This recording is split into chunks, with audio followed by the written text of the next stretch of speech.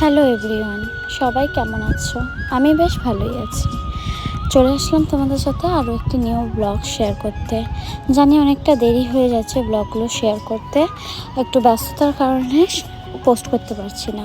আজ ছিল একটি রিসেপশনের ইনভিটেশন, তো সেখানেই চলে গিয়েছিলাম আমি, মা আর বাবা। প্রথমে আমরা গিয়ে দেখা করে নিলাম ব্রাইড আর গ্রুমের সাথে। তারপরে আমরা কিছুক্ষণ বসে থাকার পর দেখতে চলে গেলাম যে কী কী খাবার দাবার করা হয়েছে। তো প্রথমেই ছিল ফুচকা। ফুচকাটা বেশ ভালোই ছিল, কারণ এই কাকুর দোকান থেকে আমি বেশিরভাগ টাইমে ফুচকা খাই। তারপরে ছিল ভেজ পকোড়া উইথ চাটনি।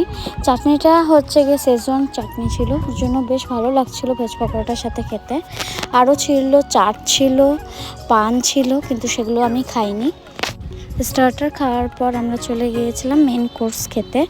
তো মেন কোর্সে ছিল প্রথমে স্যালাড, একটা বেগুনি, আর ছিল ভেজ ডাল। ভেজ ডালটা বেশ ভালো হয়েছিল, আর দিয়েছিল পাঁপড় ভাজা। তারপরে মুড়ি ঘন্ট ছিল, মাছ ছিল, যেগুলো আমি একটাও খাইনি কারণ আমার পেট ভরা ছিল, তো আমার আর কিছু খাওয়ার ইচ্ছে ছিল না। তারপরে চলে এসেছিল স্টপার খাসির মাংস, যেটা বেশ ভালো হয়েছিল, খুব সফটও হয়েছিল। তো খাওয়া দাওয়া করে লাস্টে আইসক্রিম দেওয়া হয়েছিল।